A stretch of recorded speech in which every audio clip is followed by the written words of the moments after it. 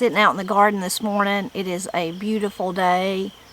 The clouds are mottled, but they're completely covered with little blues peeking through. It's really beautiful. Of course, the leaves are starting to change. We've had some cooler mornings, so it's not really airish this morning, but it is cooler than it has been, so that's really nice. So I'm sitting out here because I'm going to be, I've got a basket of dried beans here, and I'm going to be shelling out these beautiful Mother Stallard beans. Let me get a few of them and I'll try to show you here. See if I can get another one. So we picked these a few weeks ago and they've been drying on the porch. After I shell them out, I'll continue to let them dry in the house for a little bit longer before storing them. And I'm not sure if we'll probably eat some of them as dried beans. We might can some of them. Back earlier this year, Matt and I canned dried beans for the first time, and we loved them. Oh, it was just wonderful. So handy to have them for lots of different recipes or just to eat as soup beans. It was so great. I said after that, I knew that's something we'll do from now on. It's just so handy to have them. So that's on our list of things to do before cold weather gets here. We've got one jar left in the basement. There's one jar, and we've kind of been saving it for, I don't know for what. We should just go ahead and eat it. But anyway, this is what those, let's see if I can get the camera to focus. So they're kind of, that's like a maroon color and then cream swirly looking. They're really, really pretty beans. And they're really tasty. So it's Mother Stallard bean, the Mother Stallard bean. Good Mother Stallard, I think. There's some goods in there. I'll link in the description below to a post I wrote about them. You can find out more information. And if you just Google that online, you can find several different places that are selling them. So they're fairly easy to find. One of you lovely people sent them to us, and we tried them for the first time and loved them, and I think we'll grow them from now on. And last year was the first year that we grew them, and we made sure to plant them again this year, and I think we will always do that. So they're predominantly used as a dried bean, but Matt and I didn't know that, so we ate them just like green beans in the summer, you know, the first year, last year, and they're really good like that. Their hull has a, I don't know to explain it other than velvety. When you cook them, they're like velvet. I don't know. It's just really succulent and good with a really good taste. And the bean, as you might imagine, since it's a fairly, you know, again, there's another look at them, a fairly large bean, they really, you know, swell up. They really get big, so that makes them really enjoyable to eat fresh too, like that. This year we grew enough to can, so we canned some of them, as well as enjoyed eating them this summer. But the last ones that was on the vine, we left to dry so that we could enjoy them like that. Also, we'll have some seed for next year. I'll have to see how many we end up with, but I know there'll be enough for seed and for probably a mess, or maybe a jar or two if we can them. So I'm going to enjoy that this morning. Enjoy the beautiful fall-like weather. It's a little breezy. You can probably see some wind, and then just looking at the beautiful colors. They're really beginning to stand out here in southern Appalachia. Kind of a peaceful thing to do. Sitting in the garden. Of course, it's peaceful if you sit in the house too. We do that sometimes, and sit on the porch. I think we've sat under the shed some this year and broke beans and done things like that. Several times we did, so that was nice. That was something different. I like to sit on the front porch if the weather's bad and do it. But today, I just love this little wind. You can hear it. Probably see it behind me, maybe things swaying. And the leaves beginning to fall too.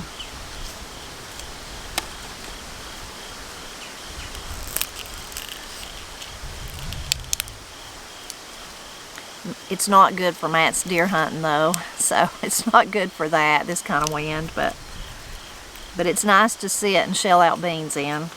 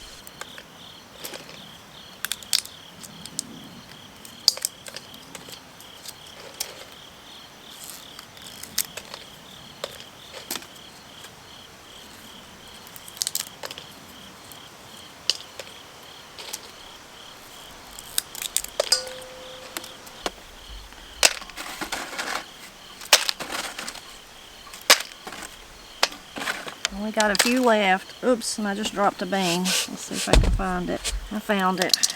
Don't want to even lose one of them.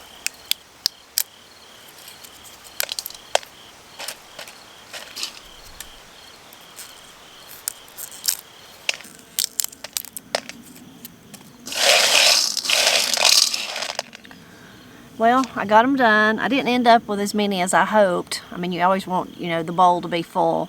But it's probably 1.5 pounds or something like that. You can see them there in the bottom. Now, you may be thinking, well, that's an awful lot of trouble to go to grow them and all that, and then only get that many. But you got to remember that we ate off of them all summer. We canned off of them, and this is just the very last beans that was on it. So if you think about it that way, it's definitely worth it. Also, just knowing that we grew them and, you know, they grew right down there, right in our yard, that's really something special too. And that, you know, we know what was put on them, which was nothing, and we know how they were taken care of, and we were the ones that harvested them and shelled them out. So all that's really, I think, makes your food taste extra good, extra, as Pap would say, extra good when you go to cook it on a cold winter day. Makes it feel just really special and delicious all at one time. Now, some of these I do want to, at least if we don't cook them fresh, I want to can them like I was talking about, me and Matt. This would, I mean, this would make probably, we're doing the little pints, so this would probably be 3 or 4 jars, but probably what I would do is save some to cook just when we needed them, when we were going to cook some, and then do a jar or 2, and then save, you know, a handful for seed, something like that. It's probably what I would do. Talking about feeling extra special, I'm not feeling extra special today. I'm feeling kind of peaked and puny, as we would say. I'm not sick, but I think I had like a little, just like an allergic reaction sinus-wise, so that's why my throat's kind of scratchy and my ears are kind of hurting. But I, a couple of days ago, cleaned out 2 of our beds here, and I had really let them get overgrown, so that's my fault. But I'd really let them get overgrown with the dreaded, terrible mulberry weed. I don't know how I ever got it here, but I do have it in a couple of places, and that's what I had let grow. So I got them all cleaned out. They look so much better. But I think I remember last year that when I cleaned out a bed full of that I had the same kind of little reaction. Don't have a fever, nothing like that, but just a scratchy throat. And I think it's interesting. I think us humans were made in different ways. Now, maybe somebody has both of these, but in my family circle, it seems like some people that struggle with sinus issues, it, like, you think of it as not nice to think about, but it's true that it all comes out the front, like it's all, you know, in their nose. And then there's people that it all goes down the back of their throat when they're having drainage. That's me. I'm the back of the throat. I rarely ever have like a, if I have a cold, that's where it's all going, in other words. But I don't really think this is a cold. I think it's a reaction maybe to being in the mulberry weed, and maybe just fall of the year too. I don't know. Anyway, when I feel like that, any of us here, the way we look at things is try to do things that'll nurture and help you feel better quickly. I've already done one of them this morning, is to be out in the air. It's so good for you to breathe fresh air, and it just makes you feel better. The sunshine, even though it would be very diluted, I guess, today with the clouds, still I'm getting sunshine, so that's something that'll help me feel better. The other thing is, we're big on, a lot of times Matt will say, if he's feeling kind of puny, I just need red meat. He just needs, that's what he says, red meat. He just means he needs something hearty. I don't often find myself feeling like that, but this morning I do. I've already had my morning shake, already had my cup of postum, but I'm like, I really just, my body's telling me I need something. I need something. So what I'm going to do is I'm going to see if I can find, and I know I can down there in that garden, look for some purslane. That's like one of the superfoods. You can do research about it, but it's just packed full of all goodness, including vitamin C. I'm going to find some purslane. I might even get some kale down there. Maybe go in and saute an onion and then put that together and put an egg in it. And that's what I'm going to eat. So I think that'll help me even better, to feel even better and get over my little weak, peaked, puny. We say the weak trembles, all kinds of those words. I have a video about talking about all the sickness terms. I'm not really sick though. I'm more just feeling peaked, I guess. Feeling a little puny. So I'm going to take the beans in though and clean up my mess, and then we'll go see if we can find some purslane. Before I go get the purslane, I'm right here at the herb bed. I could add some of this to my little mixture I'm gonna make. I've got some lavender, I've got rosemary over there by the greenhouse, some parsley, but I think I just prefer to get a few leaves of basil. It's on my list to try to preserve some of this, but I hadn't got it done yet. Probably, maybe that'll be enough. Might not even use all of that.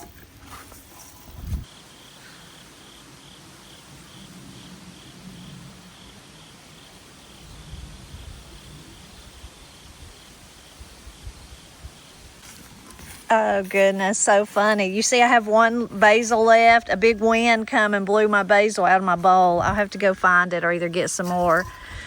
Before I go down to get the purslane though, I remembered I'm gonna get an onion, get one of these potato onions. We're trying to let them grow. Wonder if I could get one right there. Oh yeah, that looks good. I could put that in it. So funny that my basil blew out. Maybe I can find it. Oh goodness, that's what I was afraid would happen, but I can stick those back down in there. Let me get that biggest one. And I'm gonna stick those right back where they come from. And hopefully they'll be okay. Okay, let's see if I can find my basil. Well, I didn't find the basil, but I found 2 apples, so that's good. There's more basil down here though where the purslane is, so I'll just get some more. See some purslane right here. And I won't need very much. Just a few sprigs of it. But if you didn't know what it looks like, that's purslane. Kind of got that red stem, and it's like a succulent like almost. Even the leaves are, but especially the stem. And it's all edible. And again, you can research and find out why it's one of the superfoods. And once you have it growing, it grows wild in lots of places, but once you have it, you usually will have it everywhere. Here's a nice patch of it. There's a ground cherry growing right in the middle of it. It's not gonna make it before cold weather, but you can find purslane growing in wild places, empty fields, like abandoned areas. I would just make sure before you harvested it that it had not been sprayed with anything, you know. But it's one of the easiest things to forage for. It's nice just to pull the leaves and put them in a salad too. That's probably more than I need. Wonder if I should get a little bit of kale. I think I will. This is some of the kale that we're growing. I'm just gonna snip a few leaves. Again, I don't need much. I just need to get me some more basil and I'll be ready to go. Look at those beautiful calendula. That'll make you feel better. Look at that. Isn't that beautiful? Matt was telling you in one of the recent videos about what a large acorn mass we had this year. Can you see all the acorns? Isn't that amazing? It's just like a carpet of them. Here's some more basil. Get me 1 or 2 or 3. I got everything I picked washed up. Now I just need to cook it real quick. I'm going to start by chopping the onions. It's so nice to have those like multiplying onions like that. And again, that's thanks to one of y'all. Thank you. We have the Egyptian walking onions that we've grew for many, many years. But these were what was called a potato onion. So I hope that they just take over that whole bed where we got them. So I've got a pan heating over there on the stove. So I'm just going to give these a quick chop.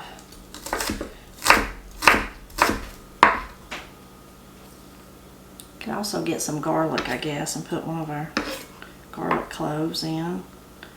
Get rid of my little trash here. And then we'll go over and get started. Put in some butter and let it start melting. Go ahead and add the onion.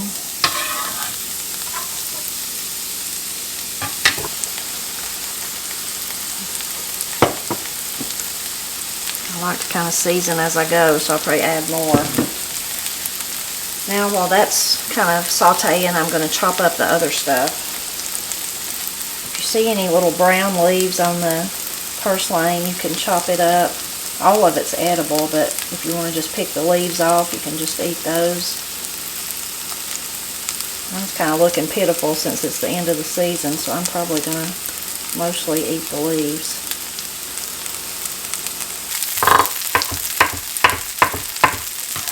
Here's some of my parsley.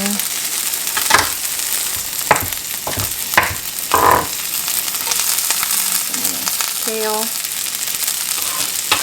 Got a little bit more over here.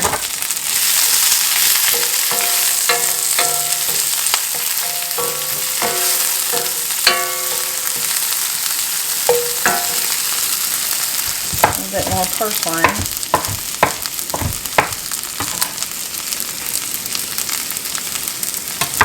A little bit more butter.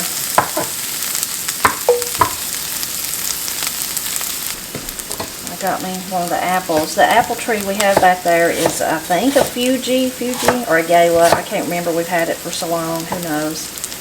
We had one of each, and then we had like a Golden Delicious, and 2 of them died, so that's the one that's left. I know it's not Golden Delicious, but it's a good apple. It just doesn't produce very many for us here on the Goat Bluff.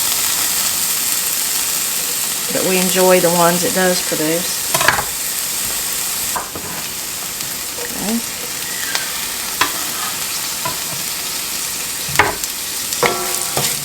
It's looking really good. I'm going to let that cook for just a minute. Might even put a lid on it to try to encourage those apples to get soft. And I never did get any garlic, so I'm going to find some garlic.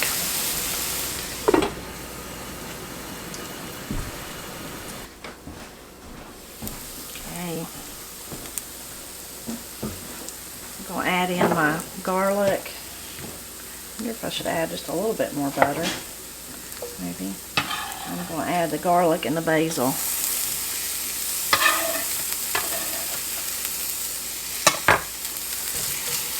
I'm pretty much ready to add the eggs, which I think I'm going to do.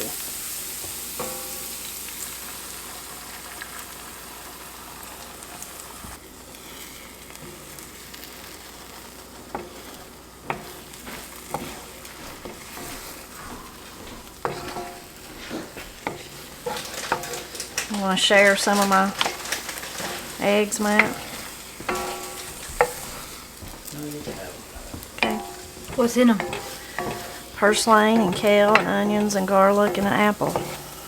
How'd you figure that out? I just made it up. Just what my body told me I needed today. That's really interesting.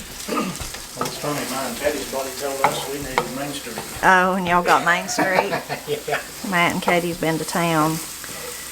Oh, you can smell the basil. It smells really good. Okay, I'm calling it done. I'm just going to get to eat it. Oh. It smells wonderful. You can smell the basil and the garlic.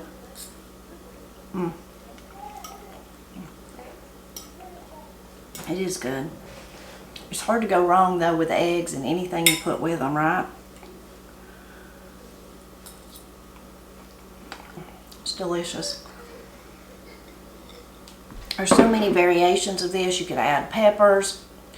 You could add any kind of spices. I could have added parsley, the rosemary, anything like that.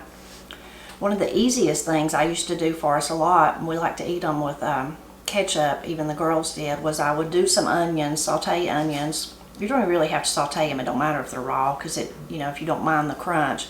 And then pour scrambled eggs in on top of them.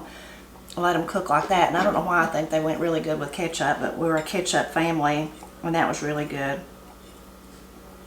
I have a recipe here on YouTube. You can find it. I'll link to it in the description below. It's much more complex than this, but it's a really good egg and vegetable kind of supper like that, and really good if you serve it over toast. This would be good with toast too, but I'm not wanting toast. I'm just wanting this. Very good. I hope you enjoyed spending the morning with me, shelling out the beans. It's going to be so exciting to have those this winter. And then also really nice to be able to run out into the yard and just say, I think my body's telling me I want that and that and that, and come in and cook it. I know this is gonna make me feel better, get over my peaked state, which I really do think was some kind of reaction to the mulberry weed, since that happened last year too. I hope though that you enjoyed spending time with me, and I'm always glad when you stop by to help me celebrate Appalachia.